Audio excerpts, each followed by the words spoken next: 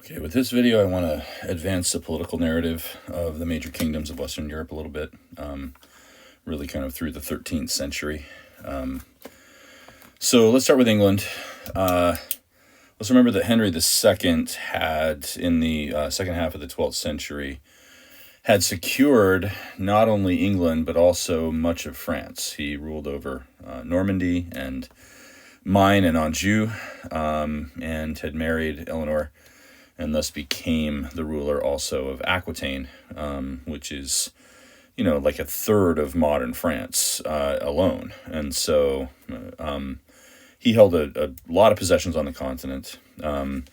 This state continued under the first of his two sons who would succeed him, Richard I, known as Richard the Lionheart. But it should be said that Richard spent much of his rule on crusade, the Third Crusade. He spent several years in the Levant fighting against Saladin. When he was returning home, he was actually taken captive by a nobleman in the German lands and held for ransom for a while. And so, the total time he actually spent in England during his reign was 6 months. And Richard is, remembered in some circles fondly as a great medieval English king, right? But he probably never learned to speak English. In fact, from the time of William the Conqueror until, in 1066, until the death of Henry III in 1272, none of the kings of England spoke English as their native language, as their first language. And some of them probably never bothered to learn it at all. Right. It wasn't until Edward I, who we'll talk about in a minute here, that the kings of England actually spoke English as their first language.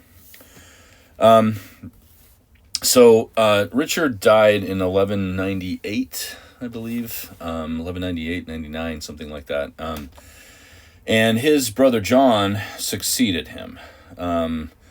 John was well-meaning, and probably had he lived in different circumstances, he might have been a mediocre king, but a king whose reign was quite uneventful.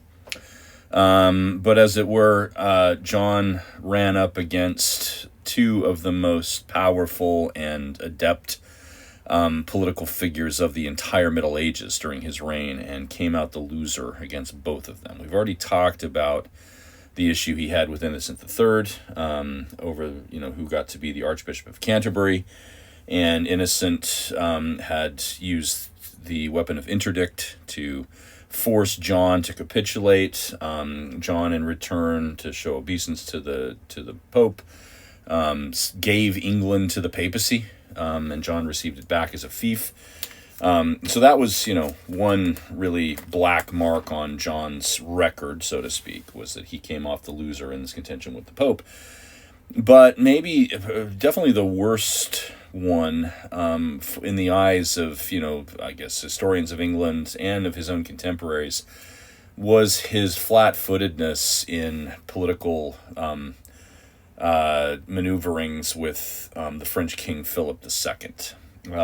Philip II we'll talk about in a few minutes here. He is a tremendously capable king, was known as Philip Augustus because of his, Augustus is a rather grand title, right, going back to the Roman emperors, and Philip has that kind of stature that became kind of a nickname of his. But some competition over lands in France. This is where you have to get into some technical details. John, as the Duke of Normandy and the Count of Maine and Anjou and the Duke of Aquitaine, was technically the subject, and this is where so-called feudalism gets really complicated, right? Even though he's the King of England and really the ruler of these territories in his own right, because of the way that these relationships worked, he had to swear fealty to the French king, for having some of his possessions in France. And when John seduced the wife of another nobleman, this guy went and complained to the king, and the king decided to do a power play here. This is Philip II, to call John to court to answer for these charges. John, saying, of course, like I'm, as I'm a much more powerful ruler than Philip is. I have more land. He refused to appear, and so Philip decided to strip him of all of his titles and lands in France. Now, John happened to be in England at the time, trying to put down some rebellions from among the nobles. And so he, was, again, caught flat-footed when Philip made this power play. And John then tried to take armies into France to recapture these territories. But he ran out of money and kept having to go back to the nobles over and over again, saying, I need more money to fight these wars. He lost some battles. He was not a terribly effective military commander.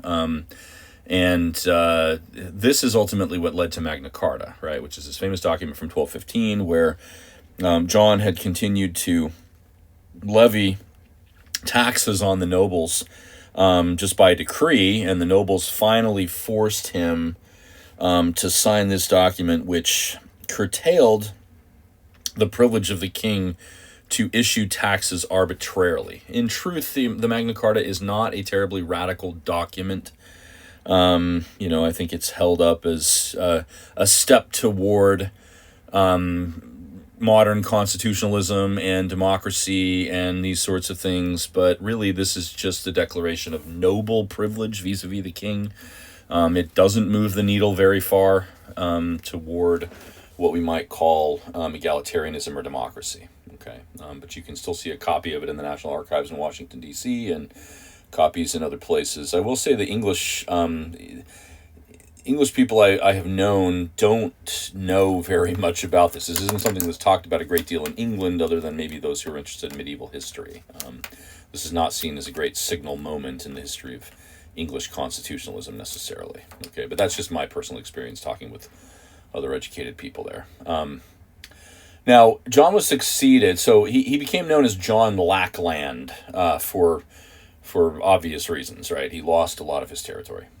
John was succeeded by his son Henry III, who had his father's temperament and really was a quite inept king. And that compounds with the fact that he ruled for like 56 years. He became king in 1216 and ruled until 1272, and so this is a tremendously long reign. Henry ended up with huge debts and kept having to go back to the nobles over and over and over again, this time with some of the restrictions put into place by Magna Carta. And so it's really with the reign of Henry III that we get the first stirrings of English Parliament. The lords, the nobles in the kingdom began to meet together, sort of to debate whether they would support Henry III and his requests for money.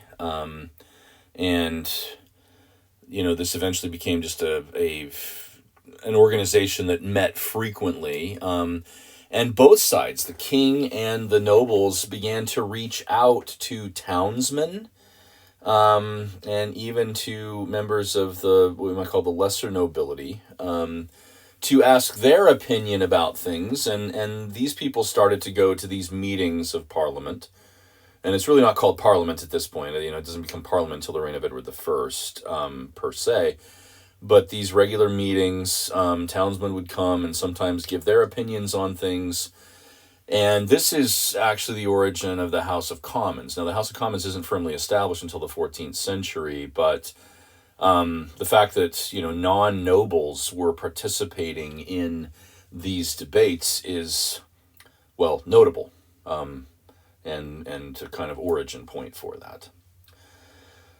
Edward I is the son of Henry III, and Edward is he was quite a capable king.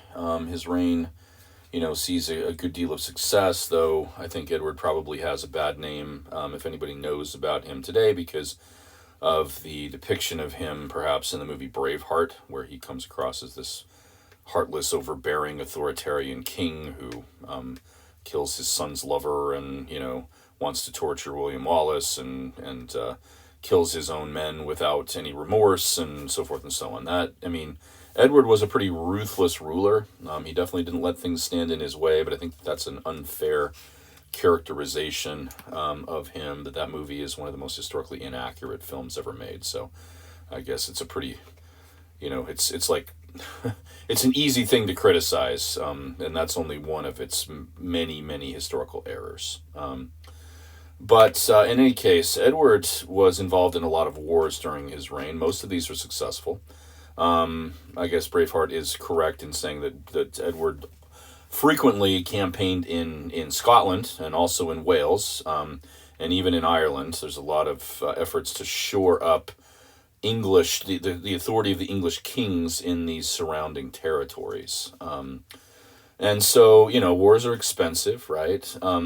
Instead of trying to go around Parliament, though, Edward actually convened Parliament frequently and was able to play off these nobles against each other, and to take the initiative, so to speak, to take advantage of the nobles, and was able to get funding for his wars as a result of that. The fact that he was successful at these helped to bolster his reputation and made the nobles more willing, because sometimes they profited from this. As he conquered places, he often gave lands and privileges and things to his loyal supporters. Right. So, as of the early 14th century, Edward I died in 1307. As of the early 14th century, England had started to develop into what would become later the constitutional monarchy. Now, there's a lot of things that have to happen before that's firmly in place, including the English Civil War in the 17th century. But we have now a kind of partnership between the king and Parliament. They're working together, and that will continue in English history. France, under the reign of Philip II, was very, very successful. The increased land holdings alone would have made Philip, at the expense of King John mostly, would have made Philip the already considered one of the greatest rulers of France in the Middle Ages. And he took advantage of the chaos created in southern France during the Albigensian Crusade to also extend royal control over some of those lands, though southern France remained a pretty a kind of patchwork of nobles governing their own territories autonomously. It's not fully incorporated into the kingdom in a centralized way until later. But Philip did, try to extend royal authority there. Another notable thing is that he effectively made Paris the capital of his kingdom. It had already been the most notable city, and he began to put into place organs of government that were based in Paris. And so Philip was able to, and this is another reason why he's called Augustus, by the way. It isn't just because he was able to gain more territory. It's also because he used law very effectively to centralize things in a way reminiscent of Augustus Caesar. Philip's son, apologies, it's his grandson, Louis IX, is considered perhaps the greatest French king of the Middle Ages for a variety of reasons. He was eventually canonized as a saint. This is Saint Louis, the one for whom the city in Missouri is named. But his very long rule, 1226 to 1270, marked a kind of high point in the prestige of France for a variety of reasons, right? So Louis became king when he was very young, and his mother, Blanche of Castile, was the regent over him, and she was a rather overbearing person. But she did manage to keep the kingdom together very, very well. So she was really capable, and when Louis finally came of age, she was able to hand over to him a kingdom that was run very effectively, and Louis continued along those lines.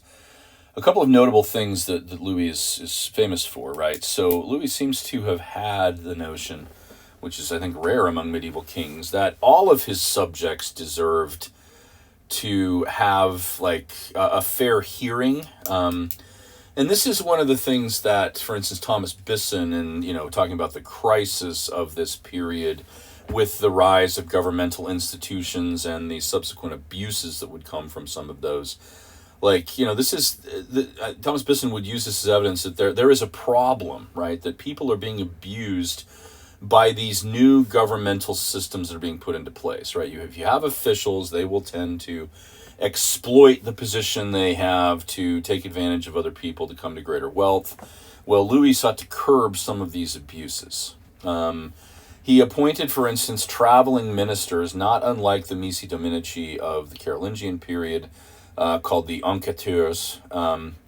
And these, traveled around looking into abuses of local authorities, kind of asking people, taking complaint statements from people, and sought to bring these abuses to the attention of the king. And sometimes he tried to do something about this. Another thing that he did was created a regular court in Paris called Parlement. This is not to be confused with Parliament. This is not a parliament. This is actually a judicial body that was meant to hear cases in Paris itself. Now, the makeup of the Parlement changed depending on who was involved in a trial. If it was a noble, it had to be a kind of...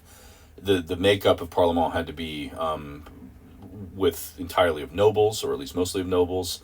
But if common people were appealing to this, the makeup of the court could change, right? So this is a rather flexible judicial organ of the government of France in this period. And then, Louis also went on 2 crusades. And, it depends on how you number these things, but this is like the 8th and the 9th crusade.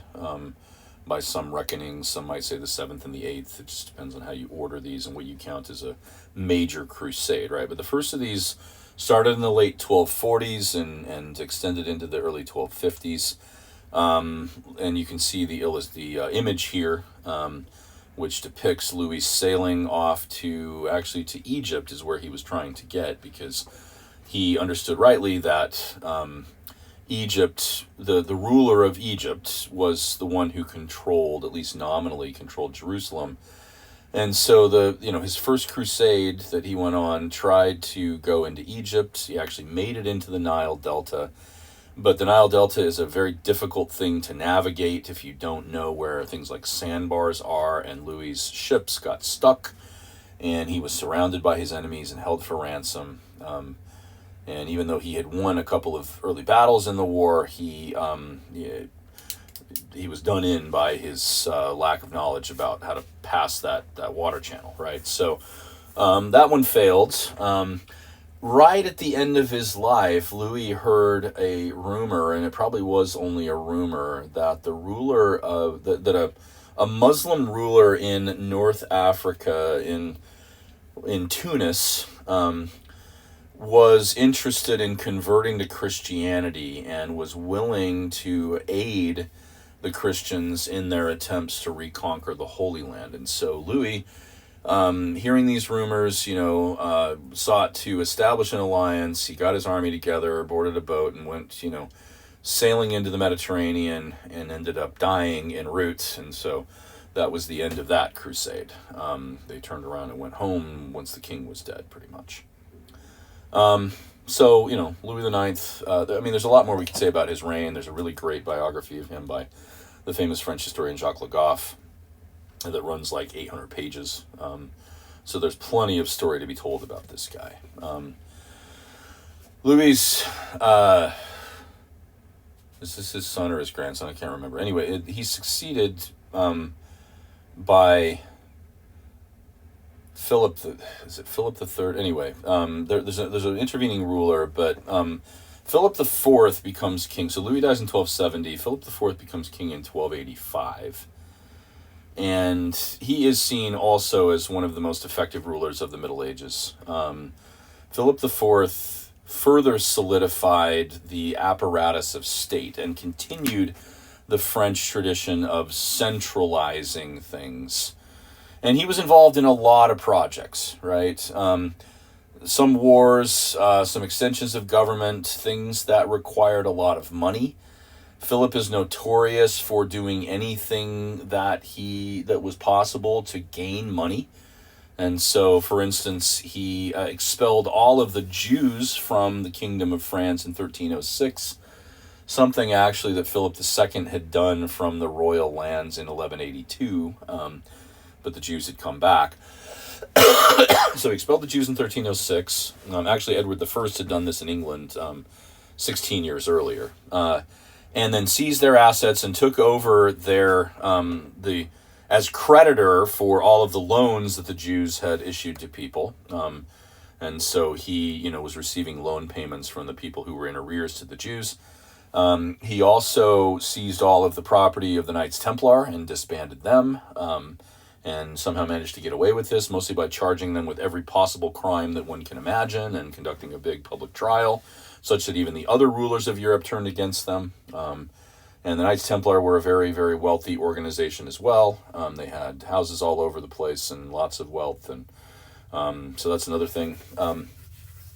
We'll talk later about his competition with Pope Boniface VIII and the origins of the Avignon papacy. That's a discussion really for when we talk about the late Middle Ages. But Philip began to call meetings of nobles, which culminated in, and this is really to get support in his contest with the papacy. And so he's got this back and forth going with Pope Boniface VIII in 1302.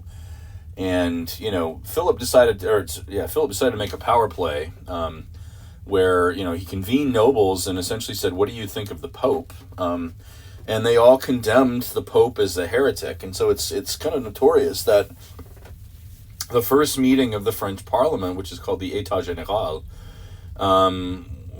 the decision that was made there was to declare the Pope a heretic and defunct, and essentially to give Philip permission to do what he did later, which is to send an army to Rome to take Pope Boniface captive. And this led to the Avignon papacy, right? And so, Philip was quite ruthless, and his 29-year rule from 1285 to 1314 sees the further advancement of the French monarchy.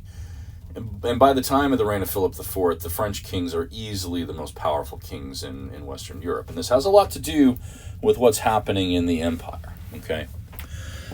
In my opinion, the most interesting, just flat interesting ruler of the High Middle Ages is Frederick II. This is the Emperor of Germany. He's born in 1194. We talked already about how he was made the ward of the papacy, and Innocent III effectively became his guardian. And his mother had handed over. Now remember, Frederick, was the heir to the throne of both Germany, the Empire of Germany, and the Kingdom of Sicily, which was never supposed to happen. And so Innocent tried to make sure that it would not happen. Okay. Frederick, however, once he came of age, was interested in this, right? And so he moved to secure his hold over both of these kingdoms. In the process, he gave away a lot of power in Germany and even created this body called the Imperial Diet to get the support of the German nobility for his kingship, and he had to do this to kind of maintain this throughout his rule. He created, this is kind of like a parliament, and it would later become a parliament, but the main purpose of the Diet is to assure the position of these powerful nobles, specifically as electors of the emperors. And so, emperors served at the behest, so to speak, or with the sustaining vote of the members of the Diet, right? And there had always been a scramble for the German throne with every generation. And so this tried to solidify a kind of procedure for that. But, Frederick was willing to give away a lot of his control over lands in Germany because, frankly, he was not much interested in Germany, right? Italy interested him much more than this. It was far more cosmopolitan. The thing about Frederick is he is an enigmatic ruler. He's an enigmatic personality. He was interested in almost everything. He was an eccentric fellow. He collected over the course of his life a menagerie of animals, and to study them and to sort of have them in his palace, from all over. I mean, even from Africa, he commissioned animals to be brought to him. He kept a whole harem of mistresses. He once he went to the Holy Land. I'll talk about the Crusades that he went on in a minute here. He came back with a bodyguard of Muslim assassins and began to wear turbans and Muslim-style robes, and often used things like Arabic inscriptions in the artwork that had to do with his reign. And so Frederick became known to many during his day as the Stupor Mundi, which means the wonder of the world, right? In the 1220s, Frederick made a promise to the Pope that he would go on crusade, but then he delayed. He had a lot of work to do to solidify his position. He's still only at this point, less than 30 years, or about 30 years old, and had only really come into his majority in the year 1220, when he was 26. And so he's working on all of that, and he promises the Pope he's going to go on crusade. And then the delay brought about an excommunication. The Pope was like, well, you promised you would do this, and you didn't, so I'm going to excommunicate you. And at that point, Frederick arranged to marry the heiress of the Kingdom of Jerusalem, whose name was Isabella, Isabella II, actually. And he didn't do this in person. This was kind of done long distance. It was done by proxy. He sent a representative to stand in for him during the marriage ceremony in Jerusalem. And so with this, he then becomes interested in the Crusades. And he ended up going on crusade as an excommunicant, which was against canon law. And the Pope was really angry with him about this because, this was not supposed to be the sanction of a crusader. He was not given the permission by the Pope to do this, even though he had promised to do it. And so when he made it to the Holy Land, many of the people there, the Knights Templar, refused to aid him because he was excommunicated from the church. Nevertheless, he used diplomacy to talk the ruler of Egypt, who was, again, the titular ruler of Jerusalem, into giving him control over Jerusalem, effectively to handing over Jerusalem to the Christians again. This is the only time during the Crusades, past the retaking of Jerusalem by Saladin, where the Christians actually had de facto control of the holy city. But people were not happy about this because he had not done it by fighting. He had made an agreement with an infidel ruler, in their opinion. He had done it as an excommunicant. And so he succeeds in taking back Jerusalem, but nobody's happy about it. And then he went to Jerusalem and crowned himself king of Jerusalem. He shunts his father-in-law aside, and then Isabella actually dies, and so his young son by her, he had actually had time to consummate the marriage by that point. His young son by her, whose name was Conrad, was technically the heir to the throne, but Frederick just decides to crown himself king of Jerusalem. And, he ended up really fighting mostly against Christian interests in the territory to substantiate his rule. He returns to Europe, and he's actually lifted from excommunication. He would later be excommunicated several more times.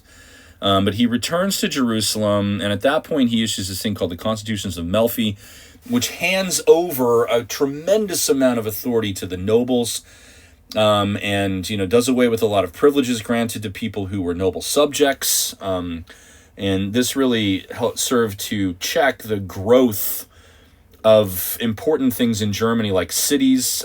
He rescinded, or he, gave away the privilege or the right that people had to become freemen and to be released from serfdom if they managed to make it to a city for a year and a day. So this really checks the growth of Germany itself. And then he devotes most of the rest of his life to maintaining his rule over Sicily. And this brings him into a massive fight with the papacy for most of the rest of his life, right? The papacy actually tried to muster forces, reconstituted the Lombard League, And the cities of Italy are fighting against Frederick. The Pope is trying to raise a rebellion in Sicily itself. And so this is just a back and forth for like the last 15 years of Frederick's life, right? Most people in his day, certainly his enemies, saw him as the Antichrist. And, he was seen as a kind of apocalyptic figure by his contemporaries, one who would usher in, the second coming of Christ, that he was truly the Antichrist.